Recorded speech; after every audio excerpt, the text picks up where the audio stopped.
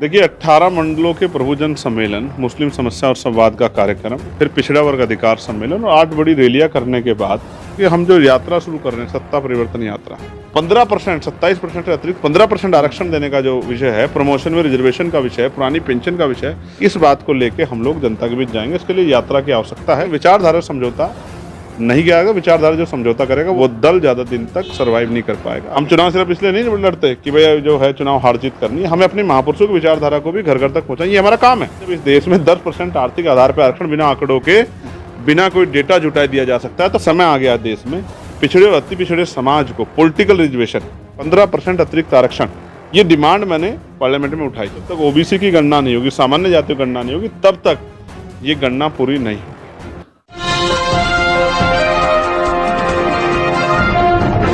साथियों नमस्कार, मैं हूं नीरज पटेल और आप देख रहे हैं नेशन जनमत।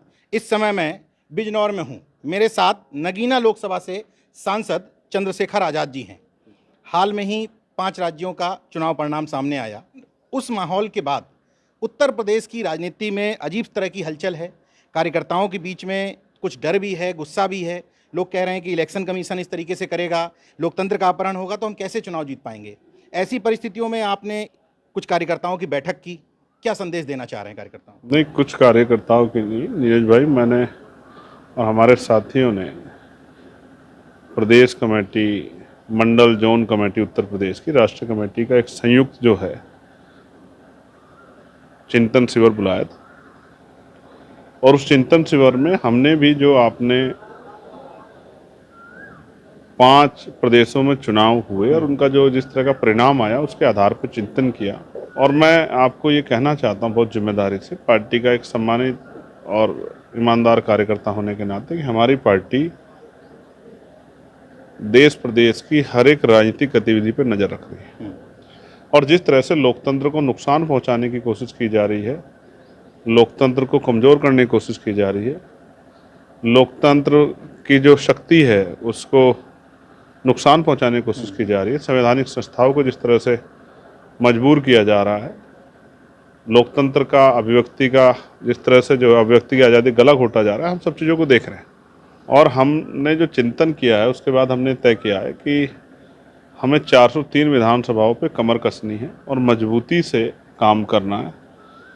हम ये नहीं मान रहे कि 8 महीने बाद चुनाव, हम ये मान रहे हैं कि अगले महीने चुनाव है और हर दिन चुनाव है, और चुनाव के तौर पे ही हम आगे सारे के कार्यक्रम अपने सुचारू करेंगे। और हम इन सब चीज़ों से घबराने वाले नहीं हैं।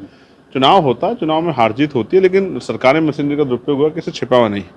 जहाँ एक तरफ निराशा पैदा होती है परिणाम देख के, वहीं तमिलनाडु के परिणाम से एक आशा भी पैदा होती है कि अगर जनता साथ दे और आप जनता के सामने मजबूत स्थिति में मजबूत मुद्दे लेके, उनके हित के मुद्दे लेके जाएं, और जिस तरह का विश्वास जो है उत्तर प्रदेश में की महान जनता ने हम लोगों पे दिखा चुकी है जो 2024 में, उस विश्वास को अगर हम लोग मजबूत रख पाए, उस विश्वास पे खरे उतर पाए जनता के, तो मैं आपको फिर ये कह रहा हूँ कि अभी मैं मेरठ में था, 1-2 दिन पहले कुछ ज्वाइनिंग करा के लाऊँ। Samajwadi Party, Bahujan Samaj Party, Congress Party, Baspa party, Bhajpa party के बहुत सारे नेताओं ने आज़ाद समाज पार्टी का दामन थामा, आम आदमी पार्टी ने भी। आज ये स्थिति बन रही है कि पश्चिम उत्तर प्रदेश हो या पूर्वांचल हो या बुंदेलखंड हो या मध्यांचल हो या रोहिलखंड हो, सब जगह पे आज़ाद समाज पार्टी की स्थिति दिन प्रतिदिन बेहतर होती जा रही है। और इस चुनाव से लोगों के मन में विश्वास भी पैदा हो गया है कि लड़ने वाला व्यक्ति ही सरकार का सामना कर सकता है। जो लड़ेगा वही इस आंदोलन को आगे। ममता बनर्जी तो बहुत मजबूती के साथ लड़ी, लास्ट दिन तक लड़ती रही। तो चुनाव में हार जीत होती है, वो लंबे समय चीफ मिनिस्टर थी वो वहाँ। मैं फिर आपसे कह रहा हूँ, सरकारी मशीनरी का उस पैमाने पे दुरुपयोग ना हुआ होता तो शायद परिणाम कुछ और होते। और सबसे बड़ा SIR का जो विषय था, और आपको भी पता है कि 21 लाख वोटर जो है वोट ही नहीं डाल पाए, और किस तरह की टिप्पणियां हुई कि भाई अगले योजना में डाल लेंगे, और जिन्होंने SIR का जिनको जो है जिम्मा दिया गया था वो किस तरह से जो है प्रमोट हो गए हैं। आप सब चीज़ें अपने आप देख रहे, जिस तरह चीरहरण, जिस तरह का जो है दमन जो है गला घोटा गया लोकतंत्र का, और जिस तरह से लूट की गई, ये किसी छिपा हुआ नहीं है। वो यहाँ ना उत्तर प्रदेश में, इसकी तैयारी हम लोग कर रहे हैं। उसके लिए हम अपने ये चिंतन शिविर में हमने अपने कैडर को, जो बूथ का, सेक्टर का हमारा जो नेता है, हमारा कार्यकर्ता, उसको किस तरह से हम लोग जो है इन सब चीज़ों के चैलेंज से मुकाबला करने के तैयार करें, इसी पे बड़ा चिंतन मनन हुआ। और हम बड़े जिम्मेदारी से और अति विश्वास में नहीं, मैं कि विश्वास के साथ ये बात आपसे कहना चाहता हूँ कि उत्तर प्रदेश में आज़ाद समाज पार्टी काशीराम एक बड़ा परिवर्तन करने जा रही है और एक बहुत बड़ा जो है परिवर्तन आपको आने वाले चुनाव में देखने को मिलेगा। सोशल मीडिया पे मैं देख रहा था कि सत्ता परिवर्तन यात्रा की चर्चा थी। क्या यात्रा निकालेंगे, पूरे प्रदेश में जाएंगे? मुझे लगता है संभवतः पहली यात्रा आपकी उत्तर प्रदेश में बड़ी यात्रा होगी, तो क्या सच्चाई है उसमें? देखिए, 18 मंडलों के प्रभुजन सम्मेलन, मुस्लिम समस्या और संवाद का कार्यक्रम, फिर पिछड़ा वर्ग अधिकार सम्मेलन और 8 बड़ी रैलियां करने के बाद अब पार्टी ने तय किया कि जो पॉलिसी हम लोग लाएं, चाहे वो कक्षा 1 से 12 तक समान एजुकेशन पॉलिसी हो, जिसमें जो गुणवत्तापूर्ण एजुकेशन की बात जो हम लोग कर रहे हैं, चाहे हेल्थ पॉलिसी हो, रोजगार पॉलिसी हो, बिजली को लेके जो है हमारा वो है, शराबबंदी का जो एक बहुत बड़ा इशू जो है, जो बहुजन परिवार और सभी परिवारों के लिए जो एक बहुत बड़ी समस्या पैदा हो गई है, उसको ध्यान में रखते शराबबंदी जो है आज़ाद समाज पार्टी राज का जाने पर करेगी। ये तमाम इशू जिसमें नौजवानों के लिए रोजगार भी है, किसानों की जो है MSP की लीगल गारंटी भी है, महिलाओं के लिए उनके सशक्तिकरण और रोजगार और उनको जो सुरक्षा की गारंटी है, उसके साथ जो है एक बड़ा इशू जो है, जो आप आशा, आंगनबाड़ी, भोजन माता, पंचायत सहायक, रोजगार सेवक, PRD के जवान, होमगार्ड भाइयों बहनों के लिए, पुलिस के भाइयों के लिए भी, बहनों के लिए उनकी सप्ताह में 1 दिन छुट्टी और जो है और उनको वेतन विसंगता उनकी दूर करना और बोर्ड स्कीम खत्म करके जो है, और अगर वो 8 घंटे ज़्यादा काम उनसे लिया जाए तो उनके लिए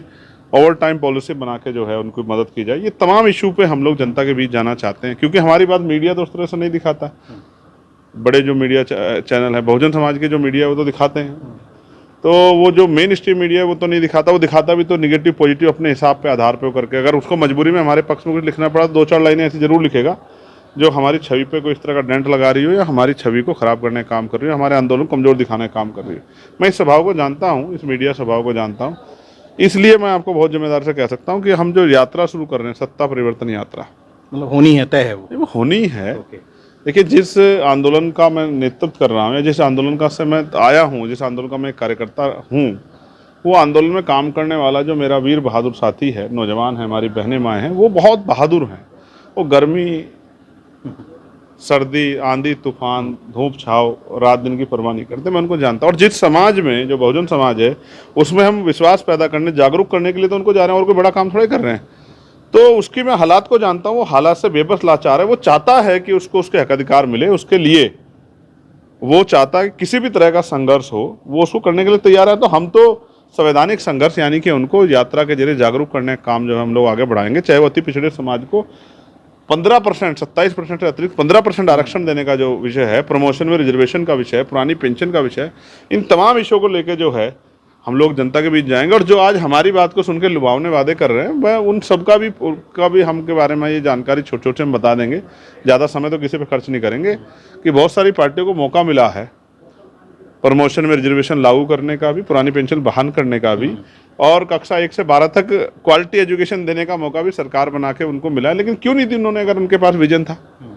ये विजन आज़ाद समाज पार्टी काशीराम के जो कार्यकर्ता नेता उनके अंदर है, जो फूले, साहू, अम्बेडकर, मान्यवर काशीराम और तमाम हमारे महापुरुष जो हैं, चाहे वर्जक संघ के हों, सत्यशोधक समाज से जुड़े हुए हों, या हिस्सेदारी के जितने भी आंदोलन चले, उनके विचार का जो सामूहिक परिवार नजर आता है, एक विचार नजर आता है, वो आज़ाद समाज पार्टी काशीराम के रूप में अब जनता के बीच में। और उसी विषय को, ना धन कमाना, देखिए, ना रिश्वत, ना लूट, ना भ्रष्टाचार, जनता की सरकार, जनता के लिए सरकार, जनता के हितों की सरकार, और हर तरीके से जनता के कष्टों को खत्म करके जनता को स्वाभिमान सम्मान का जीवन और समानता का जीवन देने वाली सरकार बनाने के लिए हम लोग ज़मीन पे जाएंगे, यात्रा करेंगे, घर घर जाके लोगों तक अपनी बात पहुंचाएंगे, और अपने छोटे छोटे साधनों से अपनी बात को घर घर तक, बहनों तक, माँओं तक, बड़े बुजुर्गों तक, नौजवानों तक, बेटियों तक पहुंचाने का काम करेंगे। इस बात को लेके हम लोग जनता के बीच जाएंगे। इसके लिए यात्रा की आवश्यकता है।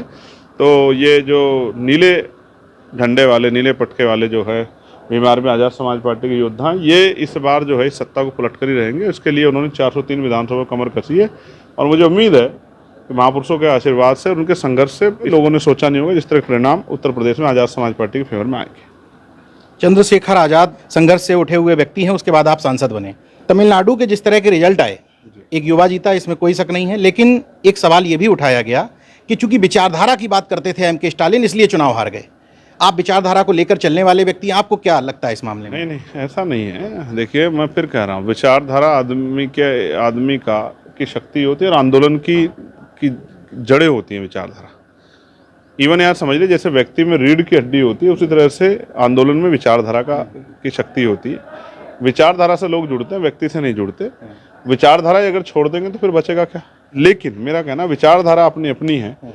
बीजेपी किस विचारधारा का राज बनाना चाहती है, किस विचारधारा पर काम कर रही है, ये उनकी नीतियों में दिखता है। आज़ाद समाज पार्टी किस विचारधारा का राज लाना चाहती है, और हमारे महापुरुषों ने कभी किसी को नुकसान पहुंचाने की बात नहीं की। समता, समानता, बंधुत्व, भाईचारे की बात की है, सबके लिए समान अवसर की बात की है, स्वाभिमान सम्मान के जीवन की बात की, गरिमाई जीवन की बात की है। एजुकेशन को, हम पे ज़मीन नहीं है, हम पे रोजगार नहीं है, उद्योग धंधे नहीं है, बहुत सारा पैसा नहीं है, हमारे लिए शिक्षा का महत्व रखती है। ये मैं जानता हूँ, प्राइमरी स्कूल के हेडमास्टर का बेटा हूँ, इस बात को मैं समझता हूँ। अगर मुझे मेरे फादर शिक्षित होने का मौका नहीं देते, अच्छी पढ़ाई देते, तो मैं कहाँ से अपनी बात रख पाता। तो ये इसमें स्पष्ट है कि विचारधारा से कोई समझौता नहीं किया जा सकता है। संरक्षण सबका किया जा सकता है, अवसर सबको दिए जा सकते हैं, राजनीति में हिस्सेदारी सबको दी जा सकती है, लेकिन विचारधारा समझौता नहीं किया जाएगा। विचारधारा जो समझौता करेगा वो दल ज़्यादा दिन तक सर्वाइव नहीं कर पाएगा, आगे नहीं। कुछ पार्टियां हैं, अभी उत्तर प्रदेश की बात करें कि उस जीत हार के हिसाब से तय कर लेते हैं, इधर जीते तो इधर विचारधारा, उधर से जीते तो उधर विचारधारा। नहीं, ये स्थायित्व नहीं है ये, और ये समझिए ये कोई दीर्घकालिक विजन भी उनके पास नहीं है। तत्कालिक कुछ गोल्स हैं, उन गोल्स के आधार पर वो काम कर रहे हैं। हमें इस बात से कोई फर्क नहीं पड़ता कोई क्या कर रहा है, लेकिन हम वैचारिक लोग हैं और विचारधारा के आधार पर स्पष्ट खड़े। हम फूले, साहू, अंबेडकर, पेरियार, काशीराम साहब को मानने वाले लोग हैं। लेकिन सबसे बड़ा काम है महापुरुषों की विचारधारा को घर घर तक पहुँचाना। हम भी चुनाव इसलिए लड़ रहे हैं, मैं आपको बताना चाहता हूँ, और अपने विरोधियों को, कि हम अपने महापुरुषों की विचारधारा को घर घर तक पहुंचाना चाहते हैं, और उसके लिए हम योद्धा, बहादुर सिपाही तैयार करना चाहते हैं। हम इसलिए भी चुनाव लड़ते हैं। हम चुनाव सिर्फ इसलिए नहीं लड़ते कि भाई जो है चुनाव हार जीत करनी है, हमें अपने महापुरुषों की विचारधारा को भी घर घर तक पहुंचाएं। ये हमारा काम है, ये हमारी ड्यूटी है। अगर हम चुनाव हारे भी हैं किसी स्टेट में, हम राजस्थान में चुनाव हारे, मध्य प्रदेश में चुनाव हारे, या उत्तर प्रदेश में भी चुनाव हारे थे, मगर हमने अपनी महापुरुषों की विचारधारा के आधार पर बहुत सारे लोग तैयार किए हैं। उसका परिणाम आप इस वाले चुनाव में देख लेना। हमने अपनी विचारधारा समझौता नहीं किया। भारतीय जनता पार्टी ने एक स्ट्रेटजी बदली है, धर्म के साथ उसने जाति को बखूबी समझते हुए जाति के मुख्यमंत्री बनाना शुरू किए, राज्यपाल बनाना शुरू किए। अभी 8 मंत्री उत्तर प्रदेश में बनाए, 8 में से 8 जातियां। ऐसे समय में जब भारतीय जनता पार्टी 12, 13, 14 जातियों के साथ चुनाव लड़ रही हो, ऐसे समय में इसकी काट के लिए क्या योजना है? देखिए, जो अभी प्रिसिमन बिल में और हमारे घरों को, विपक्ष के सांसद घरों को गिरवा रही है सरकार, महिलाओं को गुमराह करके, हमारी बहनों को, माओं को, और अभी जिसका आपने जिक्र किया कि भाई उन्होंने 8 जातियों के 8 मंत्री बनाए, तो उनमें उन्होंने उनको कितना रिप्रेजेंटेशन दिया, कितने मंत्री उन्होंने महिलाओं को बनाए? 1 बनाए। तो 1 का मतलब 8 में से 1 का मतलब लगभग 12.5%। तो आप तो 33% का वादा खुद कर रहे हो और खुद 12.5% दे रहे हो। इसको क्या माना जाए? इसका मतलब यह है कि आपकी कथनी करनी में फर्क है, और ये आपका राजनीतिक एजेंडा है। मैं आपसे आज कह रहा हूं, मैंने पार्लियामेंट में भी कहा था, मैं इकलौता सांसद जिसने कहा था कि आप 50% महिलाओं को, आधी आबादी 50% रिजर्वेशन महिलाओं को दीजिए, और उसमें पिछड़ी, अति पिछड़ी, दलित, आदिवासी और जो अन्य धार्मिक अल्पसंख्यक महिलाएं हैं, उनकी भी, जिनकी संख्या कम है, उनको भी आप उनकी संख्या के आधार पर रिप्रेजेंटेटिव दें, चाहे मुसलमान हो, चाहे जैन हो, सिख हो, चाहे बौद्ध हो। अगर आपकी कथनी और करनी फर्क नहीं है, अगर आप महिलाओं का वास्तविकता में सामूहिक विकास चाहते हैं, तो आपको उनको भी अवसर देने पड़ेंगे। वो लोग हैं जो हिंदुत्व की बात करते हैं और जाति के कहते हैं, हम जो जाति को नहीं, इसको प्रायोरिटी देते, हम लोग मेरिट की बात करते हैं। लेकिन उनको पता है कि भारतीय राजनीति में जाति एक इतना बड़ा फैक्टर है, उसको इग्नोर नहीं किया। देश के प्रधानमंत्री उसका यूज जो है पार्लियामेंट से लेकर चुनाव में करते हैं। और मैं आपको स्पष्ट रूप से कहना चाहता हूँ, अभी हम पे उस तरह की शक्ति नहीं है, हम लोग देने की स्थिति में नहीं। पद तो हमने बहुत सारे लोगों को दिए, जिम्मेदारियां भी दी है, कोर कमेटी में तमाम जगह स्थान भी दिए। लेकिन जब राजकाज बनेगा, तो मैं आपको कह रहा हूँ, इन्होंने तो 8 मंत्रियों में से 8 जातियों को मौका दिया है। हम हर वर्ग की, हर जाति को मौका देंगे, उन वर्गों में जिनको अब तक मौका नहीं मिला, उनको मौका नहीं मिला, जिनका जिला पंचायत स्तर, जिला पंचायत जिताने का भी वोट जिनके पास नहीं, उनको भी हम लोग अपने समाज के हित में आगे बढ़ने का, सरकार तो उनके साथ खड़ी होगी, लेकिन उनको भी अवसर देके और उनके बुनियादी मुद्दों को पटल पे लाके उनको भी जो है नए अवसर प्रदान करने के लिए आज़ाद समाज पार्टी जो है तत्पर है। और ये संकल्प है हमारा।